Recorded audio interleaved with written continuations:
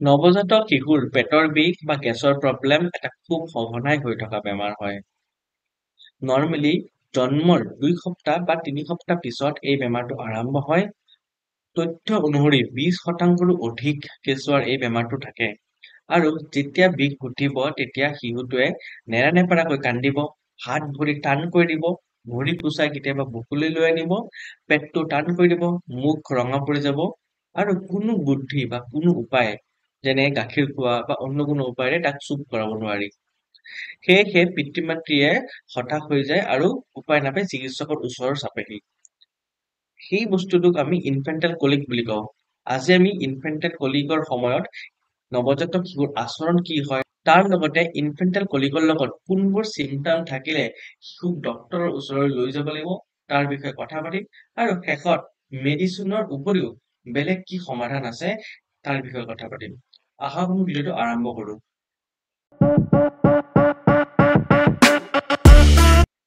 নমস্কাৰ প্ৰিয় অভিভাৱকসকল, baby care by doctor Pranab YouTube চেনেললৈ পুনৰ স্বাগতম জনাইছো। মই আপোনালোকৰ শিশু বিশেষজ্ঞ doctor Pranab Kumar Das, MD paediatrics AIIMS Raipur. বৰ্তমান মই গুজৰাট হাৰ্ম হস্পিটেলত শিশু বিশেষজ্ঞ হিচাপে কৰ্মৰত হৈ আছো। আজি আলোচনা কৰিম ইনফেন্টাইল কলিকৰ বিষয়ে। ইনফেন্টাইল কলিক, ইনফেন্ট মানে হৈছে এবছৰৰ তলৰ কেঁচুৱাবিলাক। কলিক মানে হৈছে মাজে মাজে হোৱা পেটৰ বিষ। সেয়েহে ইনফেন্টাইল কলিক বা নৱজাতক শিশুৰ পেটৰ বিষ। এই ইনফেন্টাইল কলিকটো জন্মৰ পিছত ২ সপ্তাহ বা ৩ সপ্তাহ পিছত আৰম্ভ হ'ব আৰু লাহে লাহেকৈ বাঢ়ি বাঢ়ি গৈ থাকিব ৬ সপ্তাহলৈকে বা ১.৫ মাহলৈকে। তাৰ পিছত লাহে লাহেকৈ কমিব, ৩ মাহ বা ৪ মাহ সময়ত পুৰা কমি যাব। এই ইনফেন্টাইল কলিকটো হ'লে বাচ্ছাৰ আচৰণ কি হ'ব? 1954ত ৱেছেল নামৰ এজন গৱেষকে এই ইনফেন্টাইল কলিকৰ বিষয়ে কৈছিলে আৰু বৰ্ণনা দিওঁতে তেওঁ ৰুল অফ 3 বুলি কৈছিলে, ৩টা ৰুল। প্ৰথম নিয়মটো হৈছে যে বাচ্ছাই যেতিয়া কান্দিব গোটেই দিনৰ কান্দাৰ সময়টো যদি আমি যোগ কৰো তেতিয়া ৩ ঘণ্টাতকৈ বেছি হ'ব লাগিব, প্ৰথম ৰুল। দ্বিতীয়তে হৈছে বাচ্ছাই সপ্তাহত ৩ বাৰতকৈ বেছি দিন থাকিব লাগিব য'ত মানে বাচ্ছাই কান্দিছে। আৰু শেষত হৈছে এনেকৈ ৩ সপ্তাহতকৈ বেছি কান্দিব লাগিব। কিন্তু যিহেতু ৩ সপ্তাহ বহুত ডাঙৰ সময় হয়, সেয়েহে যদি বাচ্ছাই ১ সপ্তাহ তেনেকে কান্দে তেতিয়াহ'লে আমি তাক ইনফেন্টাইল কলিক বুলি কম। আৰু বাচ্ছাই যেতিয়া কান্দিব তেতিয়া খুব নেৰানেপেৰাকৈ কান্দিব আৰু বাচ্ছাক আমি চুপ কৰাব নোৱাৰো। গাখীৰ খুৱাই বা বাচ্ছাৰ লগত খেলি কোনো পদ্ধতিৰে তাক আমি চুপ কৰাব নোৱাৰিম। বাচ্ছাৰ মুখখন ৰঙা হৈ যাব আৰু ওঠৰ চাৰিওপিনে হেতা পৰি যাব। বাচ্ছাৰ হাত দুখন কেতিয়াবা টান কৰি দিব, ভৰি দুখন টান কৰি দিব বা পিছপিনে ভাঁজ কৰি দিব এনেকে। বা কেতিয়াবা কি হয় বাচ্ছাই নিজৰ আঁঠুকেইটা আনি বুকুলে লৈ আনে, কোচ খুৱাই বুকুলে লৈ আনিব আৰু কেতিয়াবা পেটটো ডাঠ কৰি দিব। এনে আচৰণ কৰে বাচ্ছাবিলাকে। আৰু এই বস্তুটো সদায় আবেলি পৰতে হ'ব। জেনেৰেলি আবেলি পৰতে হয় আৰু। তাৰ পিছত ইনফেন্টাইল কলিক যেতিয়া হৈ থাকিব তেতিয়া কিছুমান বস্তু আকৌ নৰ্মেল থাকিব। যে বাচ্ছাই স্তনপান যোনটো কৰিব, ফিডিং কৰা এইটো নৰ্মেল থাকিব, পেচ্ছাপ পায়খানা নৰ্মেল থাকিব আৰু শ্লিপ পেটাৰ্ণটো বাচ্ছাৰ নৰ্মেল থাকিব। তাত কোনো প্ৰভাৱ নপৰে। এতিয়া কথা হ'ল য'ত নৱজাতকৰ ক্ষেত্ৰত এনেকুৱা কিয় হয়? তাৰ কিছুমান কাৰণ আছে। প্ৰথম কাৰণটো হৈছে বাচ্ছা যেতিয়া গাখীৰ খায় বা যেতিয়া বেছিকৈ কান্দে, সেই কান্দাৰ সময়ত বা গাখীৰ খোৱাৰ সময়ত অকণ বতাহ পেটলৈ গুচি যায়। বায়ু যোনটো থাকে সেইটো পেটলৈ গুচি যায়। তাক আমি এৰ'ফেজিয়া বুলি কওঁ। এই এৰ'ফেজিয়াটো এটা কাৰণ হয়। দ্বিতীয়তে আমাৰ পেটত জীৱাণু থাকে, ভাল জীৱাণু, বেয়া জীৱাণু। এই জীৱাণুকেইটাই খাদ্য হজম কৰাত সহায় কৰে। যিহেতু বাচ্ছাৰ পেটত জীৱাণু নাথাকে, সেয়েহে এইটো এটা কাৰণ বুলি ধৰা হৈছে।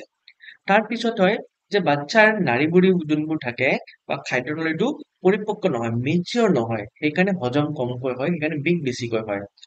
তাৰ পিছত বাচ্ছাৰ মাকে যদি স্তনপান কৰাতে সঠিক প'শ্চাৰত স্তনপান নকৰায়, তেতিয়াহ'লে বাচ্ছাৰ ইনফেন্টাইল কলিক হোৱাৰ খুব চান্স বেছি থাকে। লগতে আমি মনত ৰাখিব লাগিব যে স্তনপান কৰাৰ পিছত বাৰ্পিং কৰাটো খুবেই জৰুৰী। যদি সেইটো নকৰায়, সেইটো এটা কাৰণ হৈ পৰিব। মাকৰ খাদ্যৰ তালিকাত এনে কিছুমান বস্তু থাকে যোনবোৰ বেছিকৈ খালে বাচ্ছাৰ গেছ বেছিকৈ হ'ব। সেইবোৰ আমি ভিডিঅ'টোৰ শেষত আলোচনা কৰিম। এতিয়া ইনফেন্টাইল কলিক হ'লে ডক্তৰৰ ওচৰত কেতিয়া যাব লাগিব? যদি বাচ্ছাৰ ডায়েৰিয়া হয়, ধৰক এটা বাচ্ছা নৰ্মেলি পায়খানা কৰি আছে আৰু এতিয়া পেটৰ বিষৰ লগত লাহেকৈ তাৰ ডায়েৰিয়া আৰম্ভ হৈছে বা আগতে এবাৰ পায়খানা কৰিছিলে, এতিয়া ৩-৪বাৰ পায়খানা কৰা আৰম্ভ হৈছে। তেতিয়া বাচ্ছাৰ লক্ষণটো ভাল নহয়, বেলেগ কিবা বেমাৰ হ'ব পাৰে। তাৰ পিছত হৈছে হাৰ্নিয়া। হাৰ্নিয়া মানে হৈছে তলপেট বা স্ক্ৰটামত যদি চুৱেলিং হৈছে, ফুলিছে আৰু কান্দোতে বা কাঁপোতে যদি সেই ফুলাকেইটা বাঢ়ি গৈছে, তাক হাৰ্নিয়া বুলি কয়। তৃতীয়তে হৈছে বাচ্চাৰ পায়খানাৰ লগত যদি তেজ গৈছে বা পেটটো যদি ফুলি গৈছে তেতিয়াহ'লে বাচ্চাৰ লক্ষণসমূহ ভাল নহয়, বেলেগ কিবা কাৰণ হ'ব পাৰে।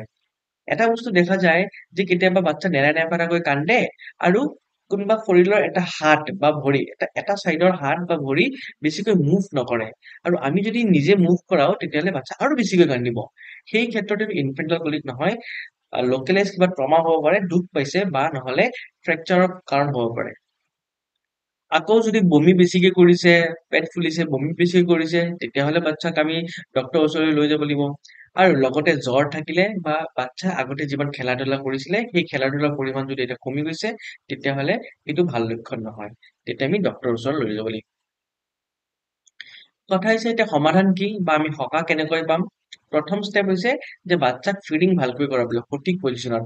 মাকে যেতিয়া স্তনপান কৰাব, বাচ্চাক বহুৱাই স্তনপান কৰাব লাগিব। বাচ্চাৰ মূৰটো ওপৰত থাকিব লাগিব আৰু পেটটো সেই মূৰৰ লেভেলৰ পৰা তলত থাকিব লাগিব। বাচ্চাক যদি শুই কিনে স্তনপান কৰোৱা যায়, গেছৰ প্ৰব্লেম বাঢ়িব, লগতে কাণৰ প্ৰব্লেম হ'ব পাৰে, যাক আমি অটাইটিছ মিডিয়া বুলি কওঁ। তাৰপিছত মাকৰ খাদ্যৰ তালিকাত আমি কিছুমান বস্তু চাম। আৰু তাৰপিছত স্তনপানৰ সময়ত বাৰ্পিং বা স্তনপানৰ পিছত বাৰ্পিং কৰাব লাগিব। গেছৰ কিছুমান মালিচ আৰু কিছুমান অৱস্থানৰ কথা আমি কথা পাতিম। মাকৰ খাদ্যৰ তালিকাৰ পৰা ভাজা পোৰা আৰু তেলজাতীয় খাদ্য আমি এভইড কৰিব লাগিব। কল্ড ড্ৰিংক, চাহ, কফি এইকেইটা আমি এভইড কৰিব লাগিব। বাচ্চাৰ মাকে যদি পেইন কিলাৰ খায় তেতিয়াহ'লে অকণ গেছৰ প্ৰব্লেম বেছি হৈ যাব পাৰে। তাৰপিছত চকলেট খালে বা টেঙা কোনো ফল খালে বেছি হৈ যায়। নহৰু, পিয়াজ, বন্ধাকবি, ফুলকবি, মূলা, ব্ৰকলি এইবোৰ চব্জি খালেও গেছৰ প্ৰব্লেমটো বেছি হয়। মাকৰ যদি গাখীৰ খালে গেছ হয় তেতিয়াহ'লে সেই গাখীৰ বা গাখীৰৰ লগত অন্য বস্তু যেনে পনীৰ, চীজ এইবোৰ বস্তু বাদ দিব লাগিব। ৰঙা মাংস খালে কিছুমান মাকৰ গেছ হয়, সেয়েহে ৰঙা মাংস মাটনো এটা কাৰণ বুলি ধৰা হৈছে। তাৰপিছত কিছুমান বস্তু মাকক বেছিকে খাব দিব লাগিব। সেইটো হৈছে পানী, দৈ, তাৰপিছত কণীৰ বগা অংশটো, মুৰ্গীৰ মাংস, আদা আৰু নৰ্মেল শাক-পাচলি মানে চব্জি কেইটা আমি খাব দিব পাৰো বা যিকোনো মিঠা ফল আমি বাচ্চাৰ মাকক খাব দিব পাৰো। নৰ্মেলি আমি কি কৰো যে বাচ্চাক ফিডিং কৰোৱাৰ পিছত 10 পৰা 15 মিনিট টাইম বাৰ্পিং কৰাবৰ এডভাইচ কৰো। কিন্তু যদি গেছ বেছিকৈ হৈছে তেতিয়াহ'লে এটা চাইডৰ ব্ৰেষ্ট ফিড কৰাৰ পিছত এটা চাইডৰ গাখীৰটো খোৱাৰ পিছত আমি 7 পৰা 5 মিনিট বাৰ্পিং কৰিম। বাৰ্পিং কৰোৱাৰ পিছত নেক্সট ব্ৰেষ্টটোক আমি ফিড কৰাম। তাৰপিছত আকৌ বাৰ্পিং কৰিম। এনেকে দুবাৰ, এবাৰ মাজত এবাৰ শেষত বাৰ্পিং কৰালে বেছি আৰাম পাব। তাৰপিছত হৈছে কিছুমান অৱস্থান বা কিছুমান পজিশ্যনত বাচ্চাটোক ৰাখিলে অলপ সকাহ পোৱা যায়। অভিভাৱকৰ সন্মুখত আমি বাচ্চাক ওলোটা কৰি ৰাখিম।